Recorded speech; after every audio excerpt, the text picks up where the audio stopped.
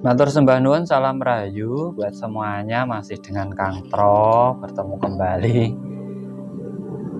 Pertama saya ucapkan terima kasih buat teman-teman semuanya yang selalu support dan dukung channel-channel saya ini. Tetap kita selalu berbagi edukasi dan motivasi tentang perjalanan hidup dan juga spiritual kita, agar kita selalu menebarkan kebaikan dan saling berbagi dengan sesama. Pada kesempatan kali ini tidak lupa marilah kita panjatkan puja dan puji syukur kita kepada Tuhan semesta alam. Rasa hormat dan bakti kita kepada kedua orang tua kita yang terutama. Setelah itu kepada sesepuh dan ahli luhur kita dan juga guru-guru kita yang telah memberi banyak pencerahan kepada kita. Dan pada kesempatan yang baik kali ini saya ingin membahas tentang sugesti. Sugesti ini bisa membelenggu diri kita apabila sugesti ini memiliki energi yang negatif. Justru akan menjadi penjara bagi diri kita sendiri, memenjarakan diri kita sendiri dari sugesti-sugesti kita sendiri. Tetapi sugesti itu juga bisa menjadi sebuah motivasi apabila positif untuk perubahan hidup kita juga. Makanya di sini kita pahami agar kita terbebas dari sugesti-sugesti yang negatif dan bisa menjalankan kehidupan dengan motivasi yang tinggi, dengan kesadaran diri yang tinggi, sehingga bisa memperoleh kemakmuran hidup kita di alam semesta ini. Contoh-contoh dari sugesti yang negatif yang banyak kita dengar pada masyarakat. Contoh soal kerezekian saja. Soal kerezekian. Ada pepatah, ndak kerja ndak makan. Ini sebenarnya sugesti. Sugesti mempersempit kerezekian kita, mempersempit jalannya rezeki pada hidup kita. Ndak kerja ndak makan. Ini akan menjadi belenggu dalam pikiran kita sehingga kita pintu-pintu rezeki yang lainnya itu tertutup. Karena di situ orang akan fokus kalau ndak kerja ndak makan. Susah. Hanya satu pintu rezeki, kerja. Nah, dalam sanepan Jawa, wong obah mesti mamah. Orang itu kalau mau bergerak pasti makan. Nah, yang bergerak ini tidak selalu bekerja. Bisa dibilang gerak tubuh, bisa tidak diam saja, tidak pasrah saja. Bisa dibilang geraknya nalar ataupun pola pikir kita dalam mencari rezeki. Sehingga di situ akan membuka lapangan-lapangan ataupun pintu-pintu rezeki yang lainnya dari kreativitas kita. Tidak hanya dengan bekerja. Kalau bekerja kita akan selalu mengandalkan tenaga kita. Tapi di saat orang tidak mau mengandalkan pola pikirnya, di situ dia akan selalu mengandalkan tenaga. Akhirnya tidak kreativitas, tidak memiliki karya sendiri. Nah, itu sudah belenggu untuk kita. Belenggu. Bahkan aturan-aturan itu juga bisa menjadi sugesti atau belenggu dalam kebebasan kita. Keyakinan itu bisa menjadi belenggu kalau kita terlalu fanatik, Akhirnya apa? Membatasi kebebasan-kebebasan yang lainnya. Sama sebenarnya. Makanya orang hidup itu 95% berada di sugesti. Melakukan sugesti tiap hari. Memerintah setiap hari. Bahkan untuk baik saja harus diperintah, harus disugesti. Untuk sukses harus disugesti. Untuk memiliki impian harus disugesti. Harus disuruh dulu.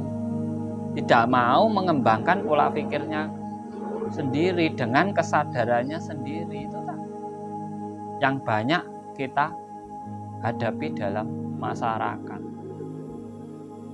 Makanya di sini kita keluar dari belenggu itu, kita keluar dari penjara itu. Dengan apa? Sugesti-sugesti yang positif pada diri kita. Dengan program-program otak baru dalam pemikiran kita.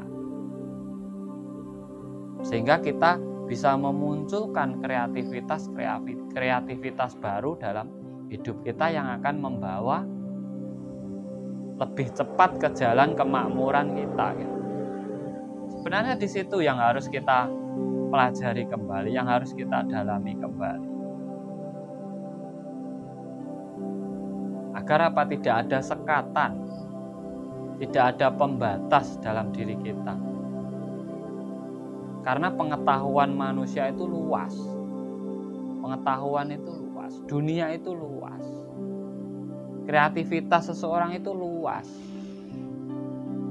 Jangan sampai terbelenggu sehingga tidak bisa berkembang. Di situ sebenarnya yang harus kita gali, yang harus kita sadari. Kalau kita ingin berubah ataupun merubah hidup kita, merubah nasib kita, merubah kemakmuran kita, kita juga harus bangkit, harus bangun dengan sugesti atau motivasi yang positif dalam diri kita. Jangan dibatasi lagi. Ini yang tidak disadari oleh banyak orang. Karena aturan menjadi sempit hidupnya. Ini salah, itu salah, gini salah, itu salah. Kerja ini salah. Berkreativitas seperti ini salah. Adat seperti ini salah. Keyakinan seperti ini salah. Itu juga menjadi sebuah sugesti pada diri kita. Sehingga hidup kita semakin sempit. Semakin sempit. Kita lepaskan semua. Kita kembali kepada ilmu ketuhanan, ilmu kehidupan. Bahwa Tuhan menciptakan semua ini itu untuk kita nikmati. Untuk kita lestarikan. Untuk hidup kita. Jangan dibatasi. Di sini kita dihidupkan agar kita bisa berkreativitas sehingga bisa mengembangkan ritme kehidupan ini. Sehingga kita bisa membuat karya-karya dalam hidup kita yang bisa bermanfaat untuk diri kita dan juga bermanfaat untuk yang lainnya. Makanya di saat kita terbelenggu, mensugesti diri dengan kreativitas, dengan motivasi yang tinggi itu sangat dipentingkan, sangat diperlukan untuk merubah diri kita. Jadi buat teman-teman, jangan terbawa sugesti diri sendiri. Dipikirkan dulu, ini sugesti ini positif atau negatif. Kalau positif dilakukan, kalau negatif ya jangan. Apalagi membatasi. Tuhan saja tidak membatasi. Tuhan itu maha luas. Kalau kita membatasi, kita nanti menyalahi kodrat dari Allah. Kita sebenarnya yang membeda-bedakan. Kita sebenarnya yang menggolong-golongkan. Kita sebenarnya yang membuat aturan, sehingga aturan itu menjadi belenggu pada diri kita sendiri. kita lepaskan.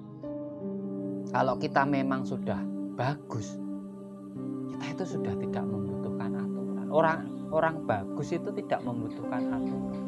Yang membutuhkan aturan itu orang yang ingin beranjak ke kebagusan, sehingga bisa menjadi pedoman dalam hidupnya. Tetapi untuk orang bagus, orang ingin berbuat kebagusan itu sudah tidak memakai aturan. Orang yang ingin baik itu butuh aturan, tapi yang sudah baik itu sudah tidak butuh aturan. Aturan itu sudah ada pada diri kita sendiri. Sebenarnya kita itu sudah tahu, kita itu sudah paham sebenarnya. Kalau mukul orang itu nggak baik, kalau nyuri itu nggak baik, kalau menyakiti orang lain itu nggak baik, merugikan orang lain itu nggak baik, selama kita mau menyadari diri kita sendiri. Di saat kita kehilangan, di saat kita dipukul orang, di saat kita disakiti orang, di saat kita dijatuhkan orang, itu rasanya bagaimana? Nah, itu bisa kita aplikasikan ke yang lainnya, berarti sama rasanya.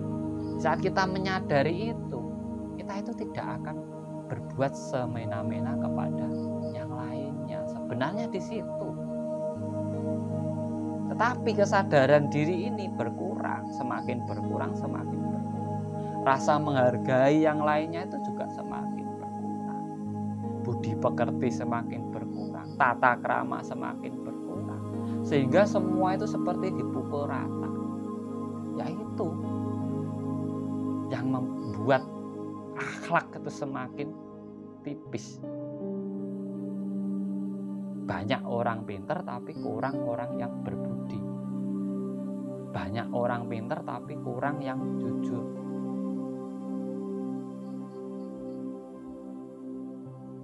Karena apa? Tidak memahami rasanya sendiri. Tidak bisa menguasai dirinya sendiri.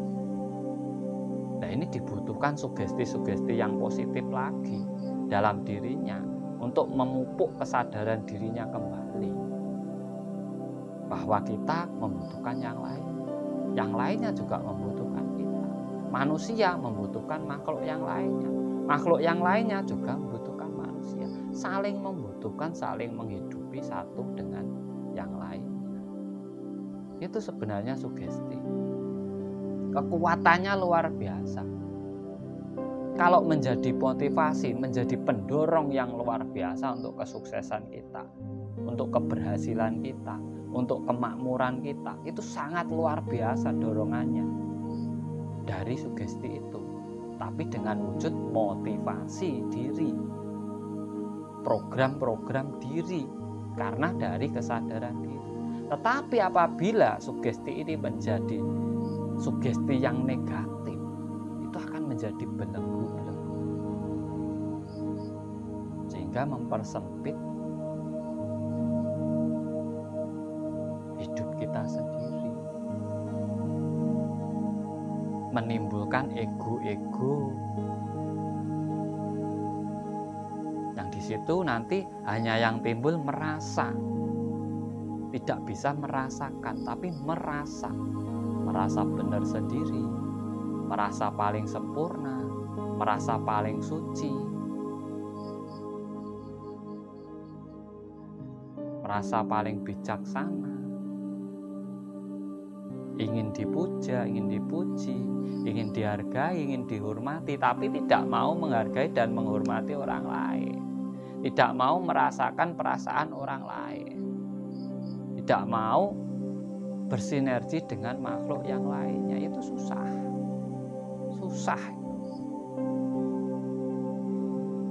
Semakin jauh dengan konsep ketuhanan.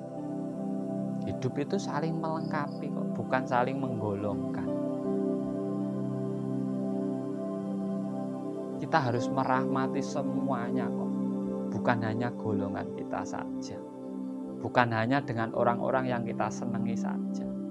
Semua harus. Jadi situ yang hilang. Kesadaran diri dari sugesti kita sendiri.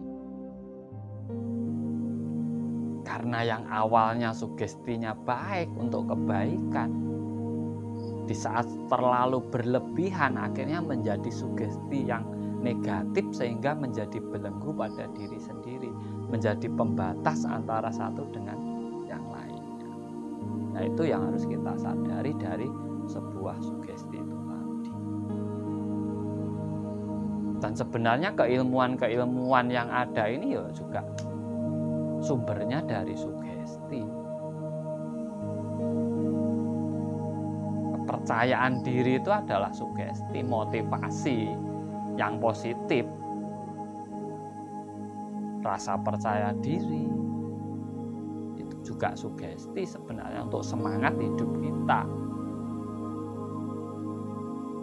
Tetapi di saat berlebihan akhirnya merendahkan orang lain, menjadi sugesti yang negatif. Itu yang harus dipahami. Ilmu-ilmu kesaktian, ilmu-ilmu kanuragan, ilmu-ilmu pengisian, semuanya itu asalnya dari sugesti. Kita sakit, kita lapar, kita haus, akhirnya kita bisa kenyang, kita bisa sembuh, itu juga sumbernya juga sugesti.